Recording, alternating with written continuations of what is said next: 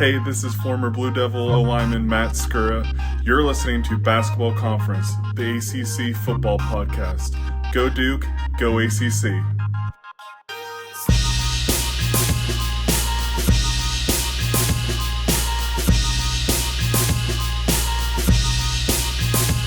Ladies and gentlemen, boys and girls, welcome back to Basketball Conference, the ACC football podcast.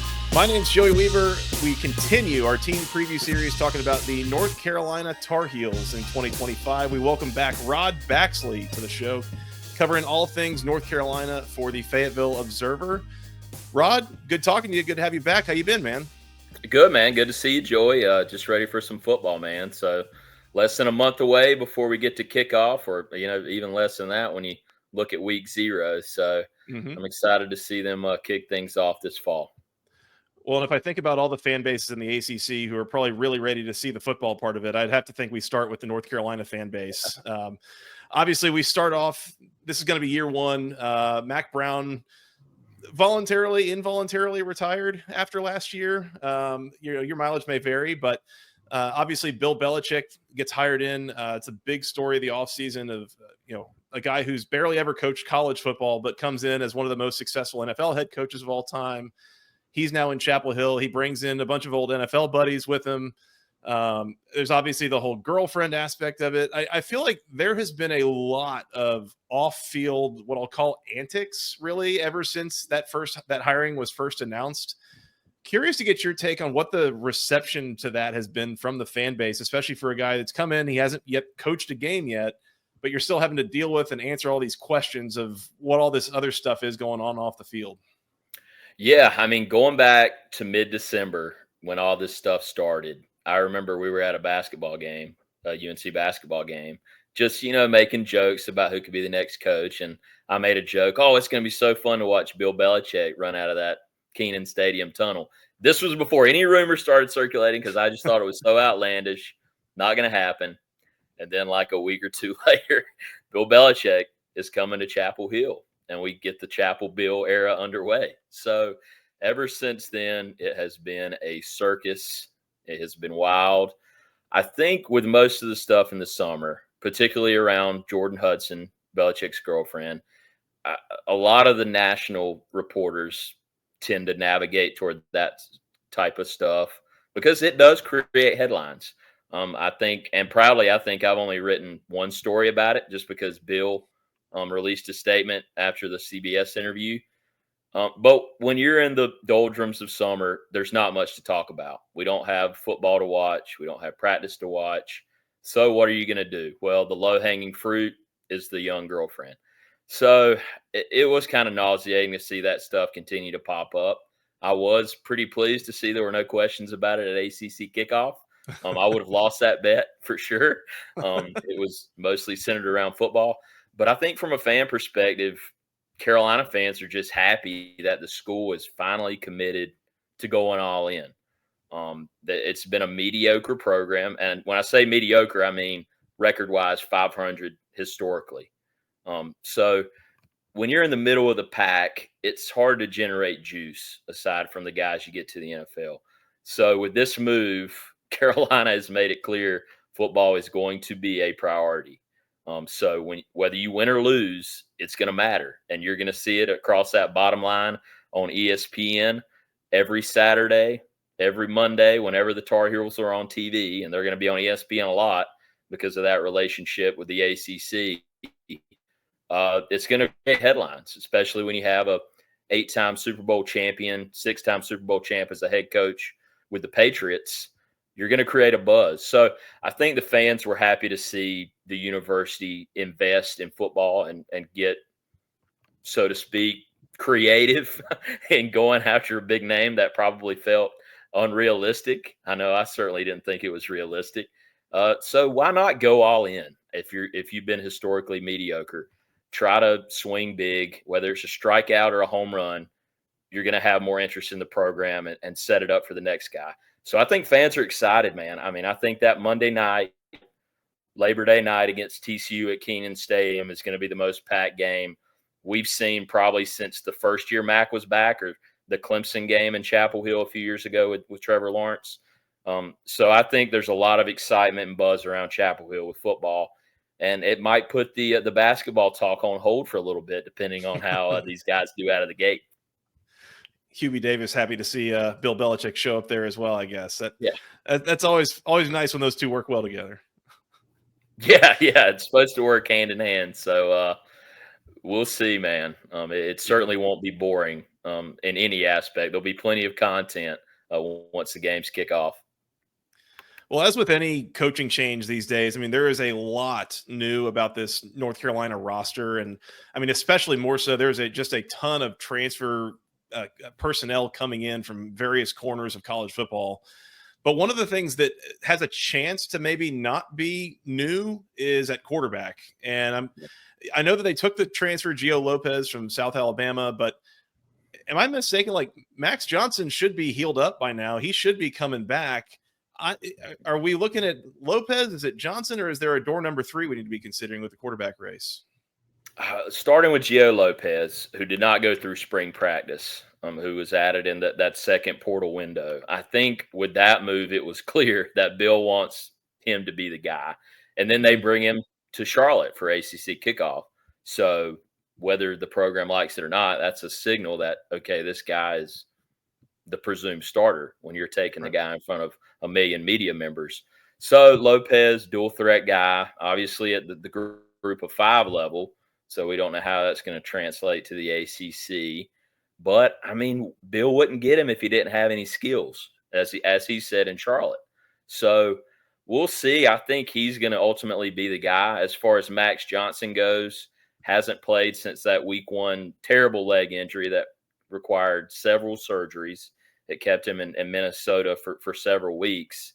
In the spring, he was thrown on the sideline. He's been very active on social media, sending out workout videos. So he's come a long way, but he hasn't taken any snaps either. So their top 2 options at quarterback did not see any time in the spring. And during the spring game, we had Purdue transfer Ryan Brown, who then transferred back to Purdue once the portal opened up for the second window, leaving Bryce Baker and Max Johnson as the only ones in that room. They feel really good about Bryce Baker long-term, freshman from East Forsyth here in North Carolina. He had some really good moments in the spring game practice, whatever you want to say, made some big-time throws. But there were also some holding on to the ball a little bit too long moments. So long-term, he could be that, break glass in case of emergency guy. I would be very hesitant to roll Max Johnson out there in week 1 against a TCU team that was hot at the end of the year. Obviously played for the national championship a few years ago, and they know who they are as a program. So if I have to bet on it, I think Gio Lopez is going to be the guy because of what he can present as a dual threat guy and because of what he's done throughout his college career. And just the unfortunate situation with Max trying to work back from a brutal leg injury. But we'll talk to Max Johnson after practice on Saturday, August 2nd. So we'll see how he progresses throughout camp. You never know how those competitions are going to go. But, yeah, right now I think Gio Lopez has got to be QB1. Kind of a precarious spot to be in when you're going into fall camp without any sort of, timing experience there with the passing game. But, if anyone can figure it out, you figure a Belichick staff could. So see how that turns out. Obviously, again, Gio Lopez comes in. He's a transfer. He's one of numerous transfers that came in here. This seems like a pretty massive roster makeover after last year. Very little coming back to my knowledge. Rodd, in your mind, I guess, who are some of the key newcomers that we should be looking for on either side of the ball? And is the whole thing really going to be built on transfers, or are there any true freshmen you could see making an impact here right away? Man, yeah, 70 new players. So 40 transfers, 30 freshmen. And that's going into Saturday. We could have, we'll see what the roster sheet looks like when we're rolling out there in practice. And hopefully, unlike spring, we'll finally have some jersey numbers and to look at for reference. That was another thing where it was hard to pick out guys with the spring practices we got to watch. But we have talked to a few of the transfers to this point. Thad Dixon looks to be a big-time guy coming from Washington as far as the secondary is concerned. Played in that national championship game a few years ago. I think he's going to be a quote machine from what we've heard so far, content machine. I don't know how that's going to work with the Belichick system. But, I mean, we've seen a lot more smiles and jokes from Belichick, so we'll see what happens once the season starts. But he's a guy. Offensive line and defensive line, that was big-time areas of need for Carolina. Even, when Mac Brown was there, they were struggling with creating consistency and guys who could produce on a week-to-week basis there. So they tried to work that out. Offensive line, I think they're going to be in good shape. A lot of returners there. Austin Blasky coming back. Travion Green coming back. Aiden Banfield, really good freshman. He's coming back. And then you add a guy like Christo Kelly from Holy Cross, veteran presence, knows what to say, knows how to get guys going. They had a guy from Jacksonville State. I'm blanking on him. Willow Steen, I think it is what it is. So they added, I think, 7 or 8 offensive linemen from the transfer portal and tried to do the same defensive line-wise. They lost Travis Shaw to Texas. He was projected to be one of their big-time guys up front. He never really materialized into that in Chapel Hill, but it was a big body who had snaps in a Carolina uniform, which is not something they have right now. You're looking at DeAndre Robinson from Florida as an option there. CJ Mims comes from East Carolina. They lost Bo Atkinson, which was projected to be their best defensive lineman, to Ohio State. So a lot of question marks. I do love the Washington guys they added. In addition to Dixon, I think Kamari House is going to be a solid addition at linebacker for them. And they do have some good returners there with Will Hardy. He's been in the secondary for a few years. Marcus Allen, he's been hit or miss at cornerback, but he's long. He's got the build you need. Caleb Cost, another guy on the back end. So there is a mix, a better mix on that side of the ball. But defensive line-wise, there's so many question marks. We just don't know what it's going to look like. But Belichick has shown, throughout his NFL career anyway, defensively, he can figure it out. Now, at the NFL level, if you don't like somebody, you can go get them in free agency. College, you're kind of stuck with what you have and have to figure it out. So I'll be interested to see what that side of the ball looks like. Yeah, one of a few different things that are going to be different. Transitioning from NFL to college for Belichick and the staff. Yeah. One of the guys that came with him kind of from the NFL, and I don't really know how much time they spent together in the NFL, truthfully, but obviously would have run in the same circles to a certain degree. And then, a guy who was the interim head coach here and spent a little bit of time on the staff under Mac Brown is Freddie Kitchens. He'll be the offensive coordinator, former head coach of the Browns, spent a lot of time in the NFL, of course, again.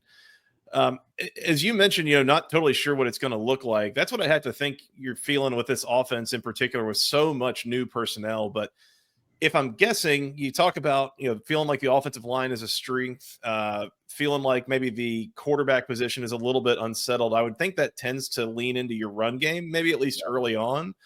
But have you gotten a sense yet, Rod, of kind of what this offense is going to look like schematically under Freddie Kitchens, kind of what he's going to try to do?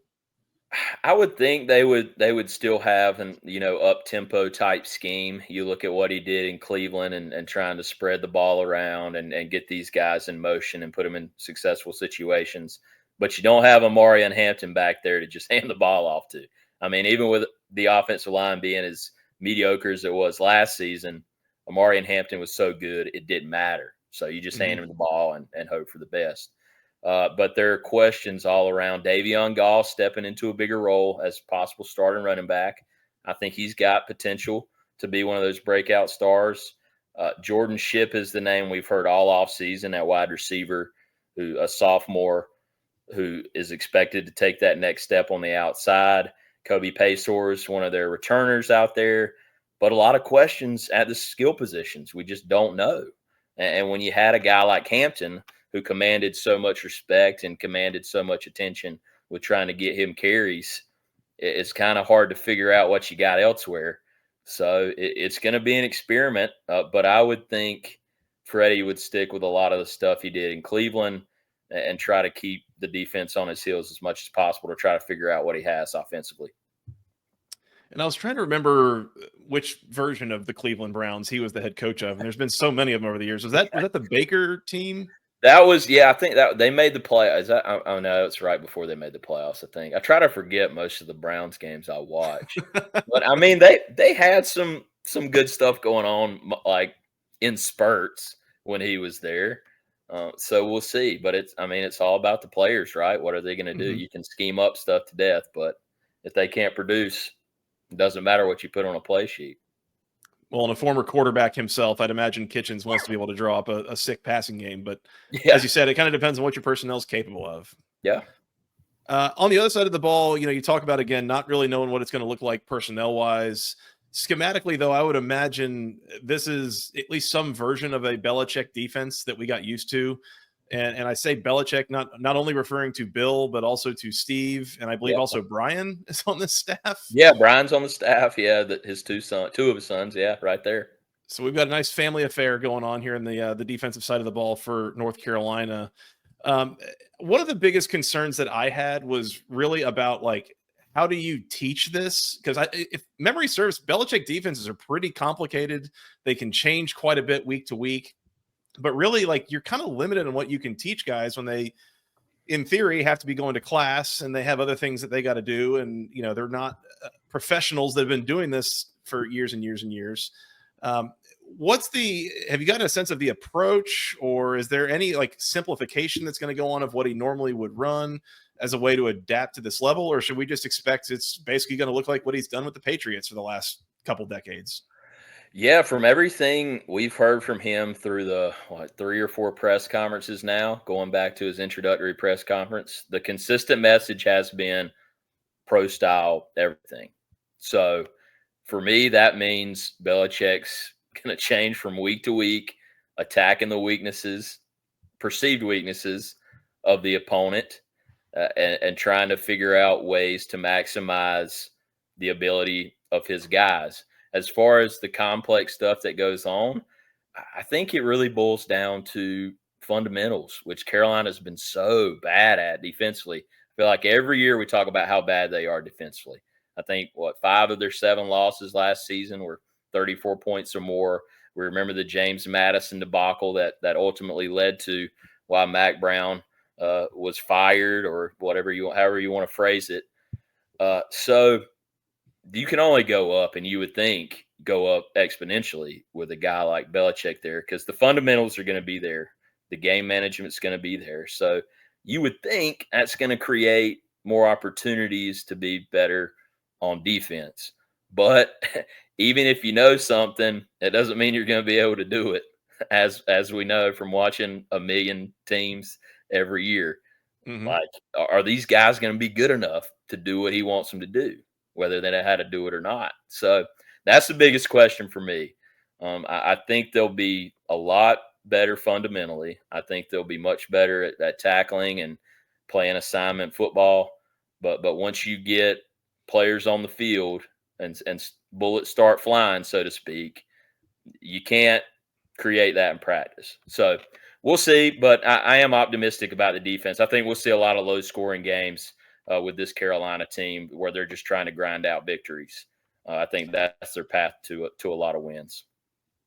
I'd have to imagine too. There's probably been some amount of conversation around the Belichick name and reputation as it relates to being able to then acquire defensive talent. And Yeah. I feel like somewhat to your point, I feel like we've kind of looked at this defense over the years and said, well, if you look at the recruiting rankings, there's a lot of stars there, but it just hasn't really panned out on the field. Is there a sense that this would up the talent in the room as well, having a guy like the Belichick family there?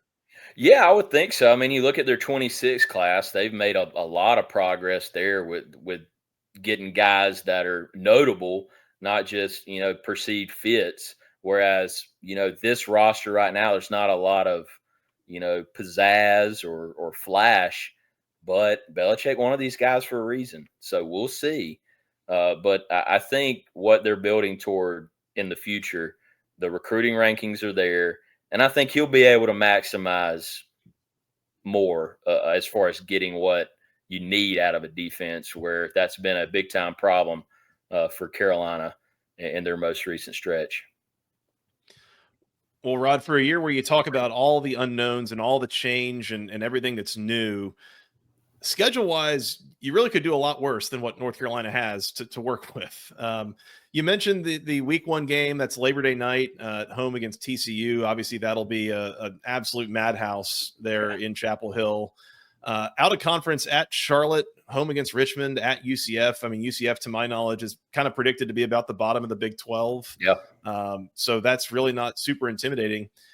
They go bye week, Clemson, bye week, which, 2 byes in 3 weeks, in the first half of the year, probably not ideal or how you want that. But then from there, the remainder of your ACC slate, at Cal, home against Virginia, at Syracuse, home against Stanford, at Wake, home against Duke, at NC State. So for what that's worth, 2 of your 4 ACC road trips are in state, and very little of that is like a really particularly intimidating kind of look. A number of those teams kind of projected to be bottom half of the conference. So when you look at this schedule, it seems to me like there's a lot of opportunities for wins, even in a year where you're kind of building the plane as you're flying it. Yeah, I mean, it feels like the more things change, the more they stay the same, right? With Carolina, it seems like 8-4, 7-5 is always where we end up, no matter where we start the journey. That's always the destination. So, yeah, TCU week 1. I mean, talk about a big-time opportunity out of the gate. You don't want to be embarrassed when you're the only game in town as far as national TV goes, and everybody else has played in week 1. But it's very manageable. I mean, UCF, they should be favored in that game. You're probably going to need both those off weeks with Clemson as far as preparation and then recovery the week afterward. But after that, you're right. We don't know what the rest of this conference is going to look like. NC State has had Carolina's number, no matter who's been the coach of late. I think four in a row going into this year, and then they're going to Raleigh. So Carter Finley Stadium will be juiced for that one. Could be the most packed game of the year for them. Duke, I think they're going to be really good with what they brought back, and probably the biggest splash in the offseason with Darian Mensah coming over from Tulane at quarterback. And I think that's going to be in Chapel. Yeah, they played at Duke last year, so that's going to be in Chapel Hill. But it's a manageable schedule. A few Friday games in there at Syracuse on Halloween night, I want to say. And then is the Cal game a Friday night game as well? Maybe it is in Berkeley. Yep. Yeah. So it's a gettable schedule. You would think, I don't know what the over-under is, 6.5 maybe is what I would guess. I think 8 wins, you'd be really happy depending on what the 8 are. 9 wins, you probably, exceeding expectations a little bit with the roster. But we just don't know. There's just so many unknowns with this roster. Bill's reputation and resume speaks for itself, but we're just not going to know anything until we have a few weeks of film of these guys. Do you have a sense of any sort of expectations that they've got record-wise from the fan base in terms of what is a successful season or what is not? Yeah, that's a good question, Joe. I probably need to put out a fan poll leading up to the start of the season. I think 8 or 9 wins, you're probably happy, especially if you can end this losing streak against State and get the victory bell back against Duke. If they can start the season with a win against TCU, I think it'll change the expectations of the fan. We'll probably see a few stray articles about the college football playoff, like early overreactions. But I mean, do you pay a guy $10 million a year to be 8-4 in the Duke's Mayo Bowl? I don't think so. So we'll see, but you got to start somewhere. So I think 8 or 9 wins, depending on the wins, is a successful season for them in Bill's first year ever at the college level. Well, as you mentioned earlier, if nothing else, it'll be interesting and it will draw interest to this program in a way that it really hasn't maybe ever before. If not, certainly in recent memory, it hasn't. So should be a very interesting year 1, to say the least, and kind of how this all shakes out for this team, this coaching staff, and all that kind of surrounds it, as kind of the nation really watches it more than ever before. Rodd, this has been awesome. Thank you so much for your time and for joining us again. You want to tell the people real quick where they can go and find your stuff? Yeah, appreciate it, Joey. Pretty simple, at Rodd Baxley on Twitter, Blue Sky now, everywhere you can find me, TikTok. We have to have all the social media platforms now, so I'm there. And then our work will be on FayeObserver.com and some other network websites throughout the USA Today network. But most of my stuff will be coming out of Fayetteville at the FayeObserver.com throughout the season. So appreciate it, Joey. Rodd is a great follow on Twitter for all things North Carolina athletics. And that's not just the University of North Carolina. I think everything all encompassing up there. So highly recommended. Rodd, really appreciate your time, man. We'd love to have you back on sometime soon. Yeah, man. Anytime. You got my info, so just hit me up and we'll see how this season goes. Like I said, it won't be boring. We'll have plenty of content, good or bad, but hopefully, we want to swing toward the good side of things if possible. That's right. Positive vibes. Absolutely. All right, we're going to get out of here. We're going to come back and record some more team previews. Keep it tuned here, youtube.com/@the-ACC Football Podcast.